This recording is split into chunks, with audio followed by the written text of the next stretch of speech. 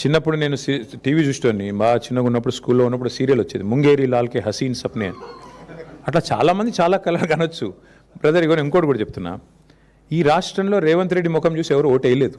ఆయన ముఖ్యమంత్రి కావాలని ఓటు వేయలే ఎవరు. అది అడ్డిమారి గుడ్డి దెబ్బ అంటారు చూడు. పేమెంట్ కోటాలో మేనేజ్మెంట్ కోటాలో ఆయన తెచ్చుకున్న సీట్ అది. ఢిల్లీకి పైసలు కొట్టిండు రాహుల్ గాంధీకి, అందరు తెలుసు. సీక్రెట్ ఏమైనా ఆయనే చెప్పిండు కదా, గాంధీ కుటుంబానికి కావాలంటే 1000 కోట్లు పంపిస్తా అని. ఆ కోటాలో పైసలు ఇచ్చి తెచ్చుకున్నాడు. ఇక దానికి ఆయన నేనేందో చాలా శక్తివంతుని అనుకుంటే మరి మహబూబ్ నగర్ పార్లమెంట్ ఎందుకు గెలిపిలేకపోయినావాను? నువ్వు ఎంపీగా ఉన్నప్పుడు చాలా గొప్పడవు కదా, ప్రజానాయకుడు కదా. ఎంపీగా ఉన్నప్పుడు నీ ఎంపీ పరిధిలో ఒక ఎమ్మెల్యే గెలిచిండా? ఎంపీగా ఉన్నప్పుడు మల్కాజ్గిరి ఒక కార్పొరేషన్లో ఒక మున్సిపాలిటీ గెలిచినవా? ఎంపీగా ఉన్నప్పుడు ఒక కార్పొరేటర్ గెలిపించినావా కనీసం?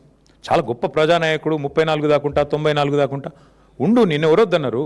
నీ పార్టీకి నువ్వు అడ్డగోలు పైసలు ఇస్తున్నావు. ఎక్కడ ఈ దేశంలో ఎలక్షన్ జరిగినా ఫండింగ్ తెలంగాణకి వెళ్ళిపోతుందని చెప్పి ఇవాళ మొత్తం దేశం అంతా కూడా తెలుసు. ఇక మీ బీజేపీ మిత్రులు నేను పట్టుకోరు, ఎందుకంటే వాళ్ళకు నీకు అట్లాంటి మంచి ఫెవికాల్ బంధం ఉంది. ఆర్ఎస్ బ్రదర్స్ మిగతా వాళ్ళంతా కలిసికట్టుగా నడుస్తున్నారు కాబట్టి మీకు ఆ బంధం ఉంది. మాకు అభ్యంతరం లేదు. అల్టిమేట్గా రేవంత్ రెడ్డి గారైనా ఇంకోరైనా కళలు ఎన్నైనా కనొచ్చు. కలాం గారు చెప్పారు కదా, కళలు కనండి, కథలు చెప్పకండి.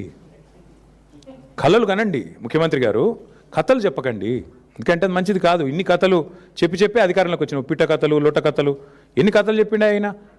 పెట్రోల్ డీజిల్ మీద కేసీఆర్ గారు 32 రూపాయలు తీసుకుంటాను లీటర్ అని చెప్పిండు. మరి నీకేం రోగం పుట్టింది? తగ్గి. ఇప్పుడు వద్దన్నా నేను, మేము వద్దంటున్నావా? తగ్గి. ఎన్ని కథలు చెప్పినావు ఇసంటి నువ్వు? పిట్ట కథలు, లొట్ట కథలు. ఇక పిట్ట కథలు, లొట్ట కథలు టైం అయిపోయింది. నిజంగానే ముఖ్యమంత్రి గారు 2034 దాకా ఉంటా అనే ధైర్యం ఉంటే మరి రద్దు చేసి పోదాం అసెంబ్లీ. చలో రద్దు చేయి, ఎన్నికలకు పోదాం, ప్రజలు తీర్పిస్తారు. నీకు నిజంగా అంత కాన్ఫిడెన్స్ ఉంటే, ప్రజల్లో అద్భుతమైన పరిపాలన ఉందని, రద్దు చేయిపోదాం. మేము రాజీనామా చేస్తాం, మీరు కూడా రాజీనామా చేయండి. బీజేపీ వాళ్ళు చేసినా చెప్పినా ఆటోమేటిక్గా డిజాల్వ్ అయిపోతుంది.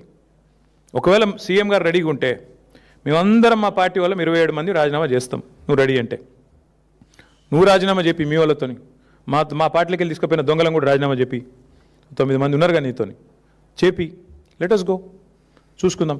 పోనీ అది కూడా అంత ధైర్యం ఎట్లాగో రేవంత్ రెడ్డికి లేదు నాకు తెలుసు. నేనేడన్నా అది తప్పించుకుంటాడు. పోనీ మా దాంట్లోకి వెళ్ళి తీసుకుపోయిన దొంగలన్నా రాజీనామా చెప్పి 9 మంది అదైనా చూద్దాంపా. ఇంత ప్రజానాయకుడివి కదా నువ్వు, చెయ్యి. వెల్కమ్.